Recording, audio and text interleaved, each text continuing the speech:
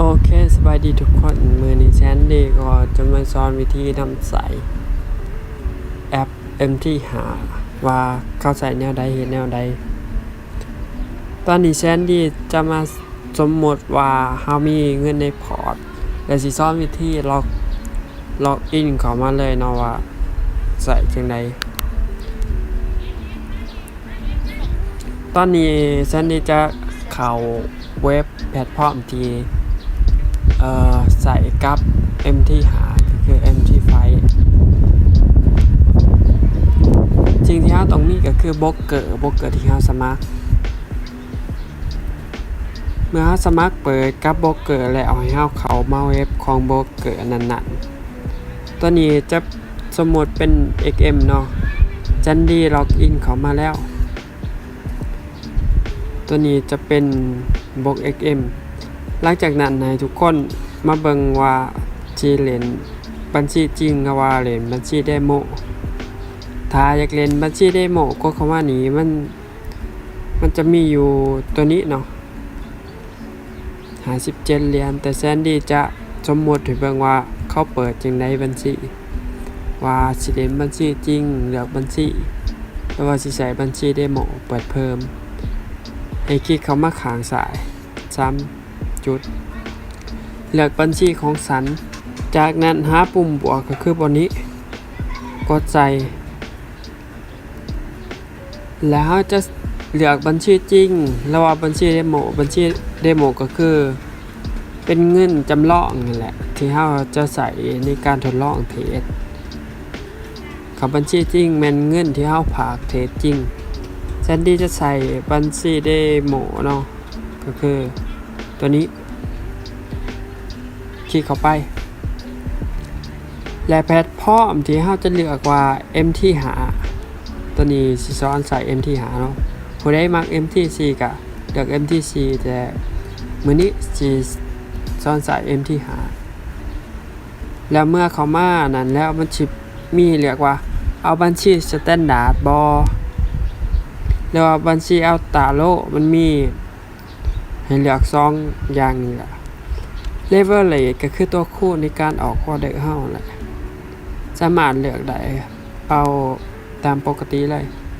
สกุลเงินในบัญชีก็คือปกติก็เอา USD นี่ล่ะตามมันเหลือจำนวนเงินในพอร์ตนี้แล้วแต่ทุกคนอยากได้เนาะส่วนตัวก็เลือกตามที่มันเลือกให้อยู่แล้วจากนั้นให้ทุกคนกดดำเนินการต่อรหัสผ่านเฮาสิใส่จังได๋เนาะรหัสผ่านนี่สำหรับทุกคนก็ตั้งเอาเองว่าอยากได้จังได๋เนาะส่วนแซนดี้ก็จะตามที่แซนดี้กำหนดเองนั่นแหละ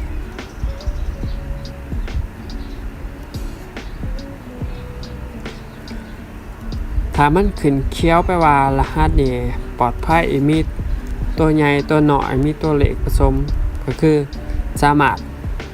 ผ่านรหัสตัวนี้เป็นสีเขียวสำเร็จ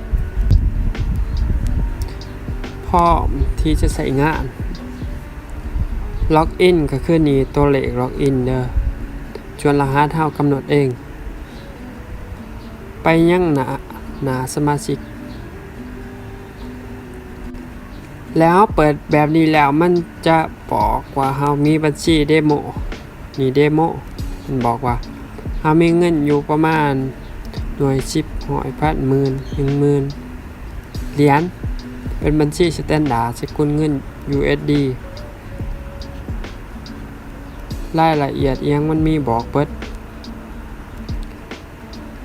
แล้วเปิดบัญชีแบบนี้แล้วมันสิส่งเลขบัญชีตัวนี้เป็นยังอีเมลของเฮาหรือว่าเขาเบิ่งจุด3จุดบนนี้ก็ได้มันสิบอกเบิดเด็กเบิ่งที่อีเมลว่ามันส่งยังไปให้เฮาก็คือนี้ตัวนี้บัญชีใหม่ของทาน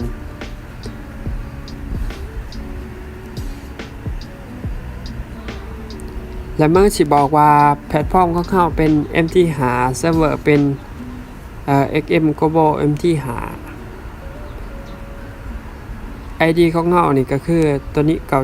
9737ให้เฮาคัดลอกไป หรือว่าสิคัดลอกเซิร์ฟเวอร์ก่อนก็ได้เพื่อเราจะไปวางว่ามันมีตัวใดบ่คัดลอกเอาเซิร์ฟเวอร์ไปแล้วก็เขา MT หาเมื่อเขา MT หาแล้วให้เลือกวันนี้แต่ว่าเลือกตัวนี้บัญชีใหม่แล้วก็ใส่ชื่อเซิร์ฟเวอร์กดว่างจะมีชื่อมาว่าเป็นตัวนี้แล้วเราก็กดเข้าไป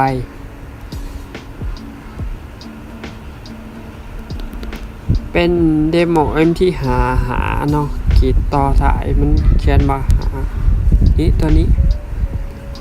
จากนั้นให้เฮากลับเข้าไปอีเมลอีกครั้งบัดนี้เฮาจะมาเลือกเอา ID คัดลอกไป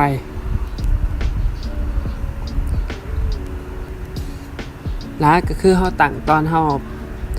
สร้างรหัสใหม่แหละตอนเปิดบัญชีเดโมกดเข้าล็อกอินโอเคแปลว่าล็อกอินตอนนี้มันสำเร็จแล้วจะเป็นหน้าตาแบบนี้และให้ทุกคนคลิกมาหน้านี้ก็คือสกุลเงินต่างๆแล้วว่าพวกโลหะพวกปั้นอีหยังที่มันมีเหตุนั่นแหละเมื่อมาถึงหน้าต่างนี้แล้วเฮาก็จะเลือกสกุลเงินที่เฮาต้องการเทรดแล้วว่าโกหรือว่าอีหยังทองบ่สามารถเลือกบนนี้ได้เนาะหรือว่าจะเขียนหาเอาเองตัวอย่างจะนี่มักเทรด JPY มันสิขึ้นมาให้ถ้ามันบ่ขึ้นแปลว่ามันมีอยู่หน้าลักโตก่อนหน้านี้แล้วมันขึ้นแปลว่ามันเฮาบ่ทันได้เพิ่มเฮาก็กดไปที่เลขบวกจากนั้นมาเบิ่งที่หน้าลักเราจะเห็น GBP JPY รวมบนนี้กับสเปซเนาะบนนี้ตัวนี้ก็ชื่อคู่เงินตัวนี้ Bitart หรือว่าถ้าจะเบิ่งรายละเอียดกว่านี้เฮาก็คลิกใส่สกุลเงินแล้วเบิ่งรายละเอียดมันจะบอกว่ามีหยังสวาปพี่ก็คือถือข้ามคืนโอเคเนาะเข้าใจเมื่อสิเข้าเทรดเฮาสิเฮ็ดจังได๋ก็ให้กดเข้าไป GBP JPY ก็เข้ามาเบิ่งกราฟสมมุติแซนดี้คิดว่าตอนนี้กราฟมันกำลังสิขึ้นเนาะสามารถกดออเดอร์ได้เลยนี่ที่ปุ่มนี้มันจะมีขึ้นมามันจะมีให้บายและเซลนี่จำนวนล็อตที่สามารถออกได้ส่วนนี้ก็คือไทม์เฟรมว่าเฮาจะเทรดไทม์เฟรมใดเลือกได้แซนดี้จะเทรดอยู่ H1 โอเคทุกคนจะเข้าใจเนาะในตอนนี้ก็คือบิตกับบาท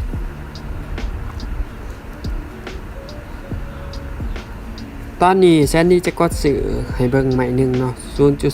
0.01 มันจะหายก็ตกลงมันจะออกว่า 0.01 ตอนนี้มันจะบ่มี TP แล้ว SL ส่วนถ้าอยากได้ TP แล้ว SL เฮาก็มาจำใส่ที่เฮาคลิกก็คือบนนี้เส้นบนนี้มันจะขึ้นมาให้ใส่ SL หรือ TP ให้เฮาเลื่อน SL ลงมาจำใส่ SL แล้วไปเลื่อน SL ลงมาจำใส่ TP ไปเลื่อน TP ขึ้นจังซี่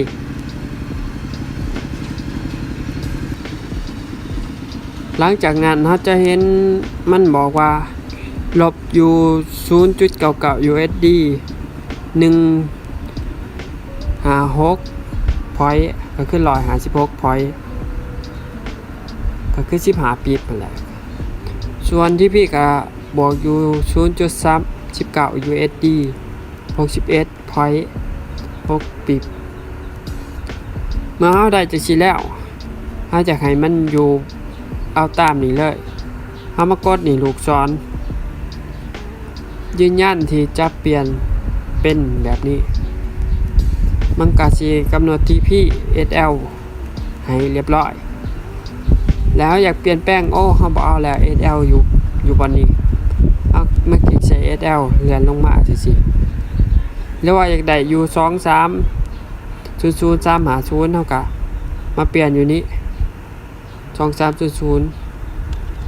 350มันก็สิลงให้เป๊ะเลยตัวนี้ก็ปุ่มที่เฮาราคานี่มันราคาหยังนี่2.0 424 2.0 511เพราะว่ามันบ่ได้เขียนให้แล้วเฮาเอาตัวนี้มาแทรกให้เอง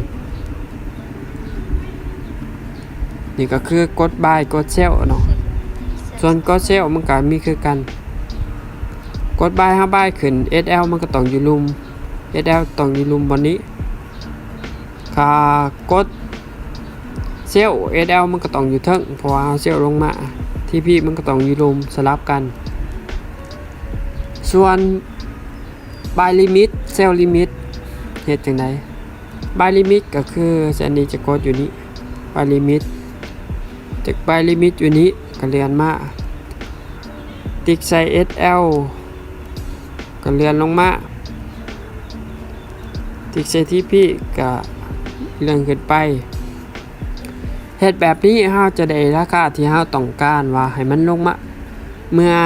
กราฟลงมาฮอดที่เฮาตั้งไว้ราคาที่เฮาตั้งไว้นะแบบนี้ราคาที่เฮาตั้งไว้แบบนี้มันก็จะติดออเดอร์ให้เฮาอัตโนมัติเมื่อราคาลงมาเฮาก็กดไปแบบนี้เลยเฮาก็สิได้ออเดอร์อยู่นี้ buy limit เมื่อราคาตัวนี้ลงมาต่ำ buy limit เฮาแล้วมันเด้งขึ้นเฮาก็จะได้ราคาส่วนเซลล์ลิมิตก็เฮ็ดกลับกันเนาะก็คือเฮาต้องตั้งอยู่เทิงก็คือบนนี้ไปบนนี้มันสิว่าเซลล์ลิมิตถ้าเฮาเลื่อนลงมามันสิบายลิมิตสังเกตบนนี้ได้เนาะถ้าเฮาเลื่อนขึ้นไปมันสิบอกว่าเซลล์ลิมิตบัดนี้มันมีอีกคำสั่งหนึ่งก็คือ buy stop sell stop sell stop ก็คือราคาต้องลงมาเลยคือมันลงมาแล้วมันอยู่สูงเนาะตอนนี้ราคามันอยู่สูงเฮาต้องต่ำกว่าราคาปัจจุบัน sell stop ก็คือต่ำอยู่นี้ให้กราฟมันลงมาแล้วผ่านไปเลยมันจะได้ sell stop ส่วน SL ก็ตั้งปกติเซลล์เฮาต้องตั้ง SL อยู่เทิง TP เฮาต้องตั้งอยู่นี้หลังจากนั้นให้กดตัวนี้จะได้เซลล์สต็อปส่งตอนนี้จะได้เซลล์สต็อป by limit เซลล์ลิมิตแทนนี้ก็ซ้อนละก็คือการเหตุกลับกันนั่นแหละตอนนี้มันติดออเดอร์นึงเนาะบายลบก่อน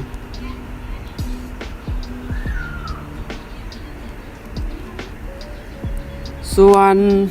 ต่อมาก็คือกราฟปกติทุกคนเขามากราฟมันสิบางคนมันสิบ่เป็นสีนี่ก็มีมันจะอยู่ต่างคาต่อมาเลื่อนลงมาเบิ่งต่างคาบ่แม่นพี่กราฟเลือกเป็นกราฟแท่งเทียนส่วนอีหยังก็ตั้งตามนี่แหละสีเฮาจะได้สีหยังมันมีเทมเพลตอีหยังมันแพนมันนี่เฮาจะคลิกเอาก็ได้ให้มันตั้งให้เลยแล้วว่าเฮาอยากตั้งเองเฮาก็เลือกคัสตอมเห็นบ่แล้วว่าอยากตั้งกรีนแบ็คไปเบิ่งหน้ากราฟมันสิเป็นจังได๋มันก็จะเป็นประมาณนี้เห็นบ่สีหน้ากราฟมันเปลี่ยนไปแล้วสังเกตได้ว่าสีหน้ากราฟมันเปลี่ยนไป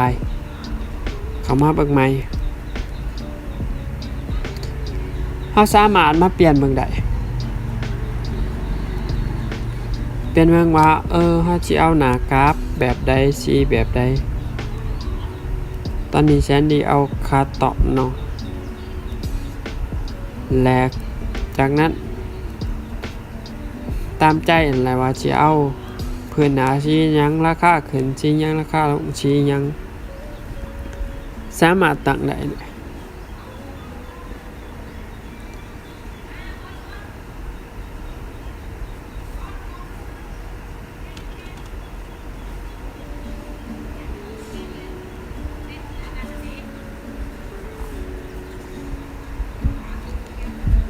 ส่วนการซ้อนนำใส่ M ที่หากาน่าจะเบิดเท่านี้แหละ by stop cell stop by limit cell limit ตอนนี้ก็สิสรุปเด้อby stop ก็คือ by อยู่เทิงของราคา cell stop นี่ by เจลอยู่รุมของราคาดูสิby stop อยู่เทิงของราคามันจะเป็น by stop by limit by limit ก็คือ by อยู่รุมของราคาปัจจุบันส่วนมันมีอีกตัวหนึ่งเจล stop limit ก็คือตามโหนี่แหละมันก็จะกราฟมันต้องขึ้นลงแล้วมันจังลงเลยและเซลล์สต็อปลิมิตก็คือกัน